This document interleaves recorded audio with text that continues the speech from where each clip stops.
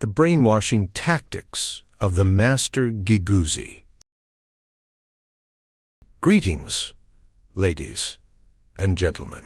If you are not a kind-hearted person, I advise you not to read this book. Every time I finish reading it, I have to pick up a Buddhist scripture to cleanse myself, because its contents, without exaggeration, are like a sacred sword. Even a gentle touch could bid you farewell. So, if you use the knowledge in this book to harm others, the lightest consequence could be crippling them, while the worst could leave them dead without a whole corpse. You might think I'm exaggerating, but I'm telling you.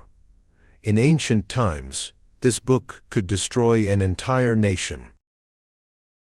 Before I started my business, I was just a naive person who knew nothing. But after reading this book, my appearance aged decades in the blink of an eye. Those cunning, seasoned people in front of me became nothing more than fools. This book is called Guiguzi, the master of Ghost Valley. You've probably heard the idiom, tie your hair to the beam and stab your thigh with an awl, right? It refers to someone studying so diligently that to stay awake, they tied their hair to a beam and stabbed their thigh with an awl when drowsiness struck. Many people focus only on the character's dedication when they hear this story, but do you know what book that person was reading? It was Guiguzi. This book shaped figures like Zhang Yi and Sun Bin, brilliant statesmen, and even Su Qin, who deceived Qin Shi Huang into pursuing the elixir of immortality. If the students were that impressive, consider the genius of their teacher. Yet, Guiguzi himself didn't accomplish any monumental feats, though stories about him still echo through the martial world. This is because no strategy text outshines Guiguzi. It's like a chess match where you control both the black and white pieces. Everyone, customers, consumers, superiors, subordinates, can be turned into your pawns. But can a book this powerful be casually read by just anyone? Why is it that many people feel brilliant after reading it, yet achieve nothing in reality? After reading Guiguzi multiple times, I realized something.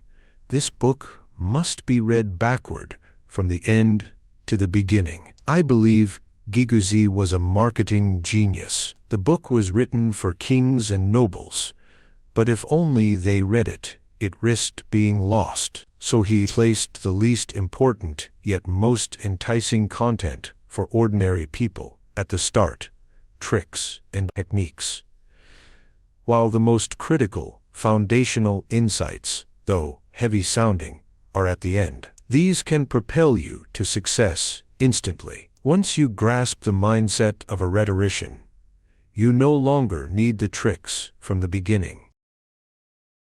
Many people find the start practical but dismiss the later parts as less valuable, stopping halfway. They think they've finished the book, but it's no different from not reading it at all. Video might be something you've never heard in your life, because these are my personal realizations, not even shared with my closest assistants. I hope you'll support and subscribe to the channel. If you're worried about forgetting this after listening, wasting your time, you can like the video. It'll be saved to your playlist for you to revisit anytime and apply. Many live their whole lives without understanding the game of this world. Long ago, Zhang Yi was beaten half to death and carried home. He asked his wife only one question: "Is my tongue still there?" She nodded, and he was overjoyed. People thought he'd lost his mind, but he knew that as long as his tongue remained, he could still achieve greatness. With just his tongue, he became a prime minister, second only to the king, above all others. Do you see it? All the famous people you know: Biden, Elon Musk, Jack Ma, Bill Gates, became renowned because of their tongues. In other words, your entire life hinges on mastering one thing: how to persuade others. Once you can convince people, you don't need to do anything yourself. From Guiguzi's perspective, money is a tool. How do you control it? Simple. Use your mouth. If you want money from someone's pocket, persuade them, and they'll willingly hand it over. Take the US president, for example. So powerful, right? Surely busy. But you'll notice 99% of the nation's big tasks aren't done by him. His job? Convincing subordinates to execute his ideas, then persuading other nations, merchants, banks, and the wealthy to cooperate with the government. That's politics. Look at actors. Why do they earn so much? The movies they star in, the ads they endorse, all aim to persuade you to become their fan. Look at Jack Ma or Bill Gates. They aren't the ones inventing or coding. Their subordinates do that. Their daily work convincing those under them to make more money, than giving speeches, doing charity, hosting events. See how the media reports on them for free, boosting their fame. That fame drives their stock prices up, earning them billions with every dollar increase. Rules of this world's game were laid out by Guiguzi thousands of years ago. The mouth is the gate of the mind. Why do some willingly work for others? As a kid, did you have friends who followed you like loyal disciples? Were you ever a leader or a follower? Why did they follow you without much reward? Some call it charisma, but I dislike that vague term. Plainly put, it's because you planted your thoughts in their heads, a subtle form of brainwashing. Get it? Persuasion is brainwashing. Ever wonder why 90% of the world's population is poor? Look at how they persuade others. And it's clear, most just blurt out their thoughts, thinking the more they say, the better they are at speaking, or that non-stop talking makes them a master orator. They believe flooding someone with words will make them agree. To those who've read Guiguzi, they're just babbling. Their words miss the mark and waste everyone's time. Better to stay silent. Non-stop talking signals you're overloading people with information, but human memory is limited. They won't grasp your point. They won't even know what you're trying to say. In business, we despise those who chatter endlessly in front of us. Within a few sentences, you can tell they're low status. Their words can't sway us. At dinners, if we meet such people, we find excuses to leave. To persuade, you're essentially selling yourself. Ordinary people do it all the time. Job interviews to get hired, flattering clients for orders, chasing a girl. It's all sales. Done well, it earns more than average, but it's exhausting. Why not make others seek you out and offer their money willingly? That's attraction or marketing. To quickly grasp Guiguzi's philosophy, remember two words: open, buy, and close. Hey, open is attack, close is defense. Long ago, a man named Li Yu wrote a beautiful poem. How much sorrow can one bear? Like spring waters flowing endlessly east. It perfectly expressed a fallen king's regret, truly brilliant, but he was executed. Why? Too naive. The emperor thought, are you plotting rebellion? Later generations praised the story. But today, many in weak positions still play the hero, like someone in a group bad-mouthing the boss, boldly confronting them, only to get fired with the others who joined in. It feels good, but it's foolish when you're powerless and open your mouth. Ever heard of Lu Shan? People mocked him, as happy to lose Shu, captured and sold off, even counting money for his captors. They call him foolish. But he was clever, with a knife at his throat. Would you dare lift your head? Silence was survival. Nothing wrong with that. In earning money, think of open and close as a light switch. At home, flip it on. Light shines, the bright side, visible to all. Before bed, flip it off.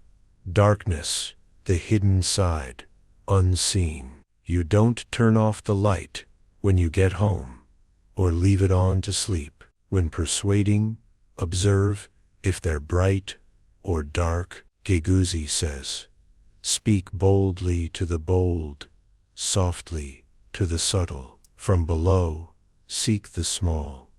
From above, seek the grand. Simply put, speak human to humans, ghostly to ghosts. It's not empty talk. In ancient times, the closer you got to the king, the higher you climbed. If you didn't read his personality and spoke bluntly, no matter how good your idea, your head rolled. Today, those who crash and burn often speak recklessly. How do you know when to open or close? That's Guiguzi's essence. Investigate, sue and probe.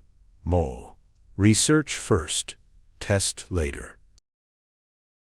Meeting a business partner to profit from, a girl you want as your girlfriend, or aiming for a raise, don't rush to speak. First, study the market. Gather intel. What do they like, dislike, need, want, fear? Know it all from their social media, their friends. Don't shy from the effort. With enough data, you're an actor with a script. Put yourself in their shoes. Think as them, become them. Study every detail to grasp their psyche. Trust me, do this, and you'll instantly know what to say and do. That's investigate. Then comes probe, ask questions, subtly guide, and watch their response.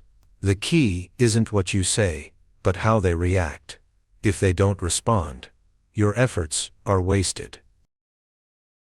Take Shenyang's reforms. How did he rise? Meeting Duke Xiao of Qinshan. He didn't know the Duke's character. So, he investigated first, probed. After, first meeting, he casually mentioned basic principles. Duke Xiao's was indifferent, so he stopped. Second time, he spoke of governance. Still no interest. Third time, he boldly pitched domination, and hit the mark. Duke Xiao was thrilled. They talked all night. With the Duke's full backing, Shenyang's legalist reforms made him unstoppable. In probing, don't spill everything at once. Start light. Feel out their desires and fears. How? Watch their signals, attitude, expressions, eyes, gestures. If I'm in business, I'd open with a few sensible remarks, then pause. As they talk, I observe. If they're relaxed and happy, I compliment them. Joy shows in smiles, energy. You feel it. Then, stop talking. Listen. They'll reveal themselves. Once you've got them, speak, they'll quiet down. If I know their weakness, say, poor promotion, I offer a solution, my product or service. See, it's practical. They need, we provide. We profit. Most people lack prep, offend easily, or fail to sway others because they can't predict reactions. They speak off the cuff, not knowing their own goal. I've met entrepreneurs who can't grow. Not dumb. Some outsmart me in business models, but earning from others takes more than models. It's people skills. Smart folks love arguing to prove they're right. They might silence me in debate, but that doesn't mean I'll let them profit off me. These types grin at dinners, spilling weaknesses as they ramble. It's like hunting. Scout where the prey roams, investigate. Set bait, probe, pull the net when they bite. That's the book's start, but the real gold is later in the 7 techniques of the inner canon. Like martial arts novels, it's inner strength. No matter how flashy your moves, they're nothing against deep power. To win a girl, depth and confidence outshine tricks. She'll naturally like you. This chapter adjusts your inner state to enhance your outer presence. 2 words: spirit, Jean Shane. Keep it strong and vibrant. Spirit is like a car's fuel, electricity or gas. We burn energy working or thinking. Play basketball after 10 hours sleep versus 9 p.m. after a tiring day.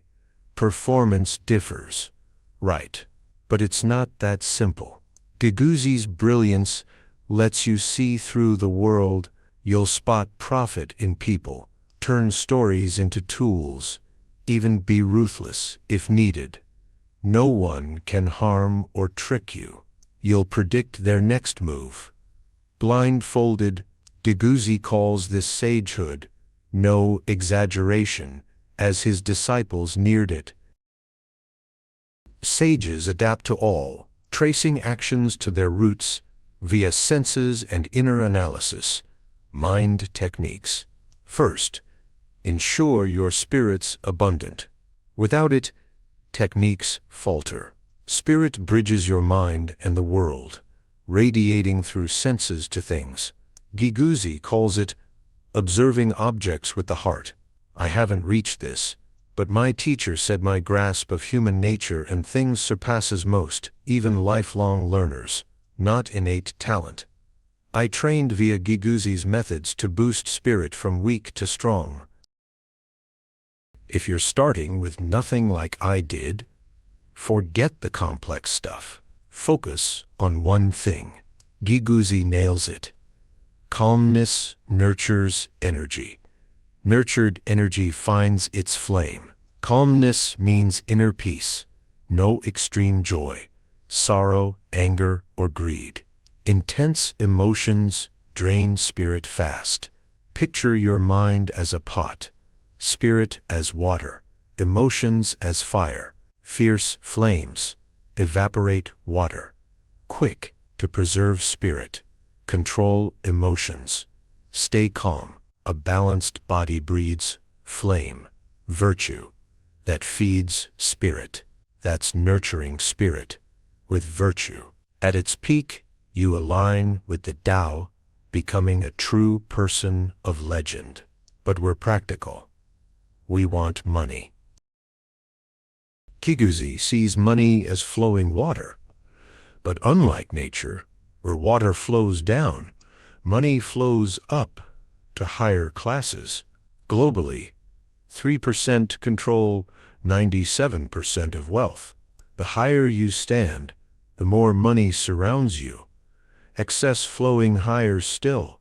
Each tech revolution floods the world with wealth. Electricity, machines, the internet. All peaks money rushes to. Tech isn't driven by people, but their needs and desires. Money flows where those are met. Our parents' generation often started with nothing. As tech boomed, bold ones who charged forward grabbed fortunes. It's an era of wealth consolidation. Rich get richer, poor get poorer. Classes locked, resources hoarded up top. Yet decades past brought wealth surges, minting millionaires. Today, watch money's flow. See what capital chases if it spots potential in a field. Dive in fast. Speed sets your height. Break class ceilings before the next tech wave. To earn, Carve a hole in money's path. Divert some to your pocket. That's Guiguzi's strategy. Due to time limits, we'll stop here.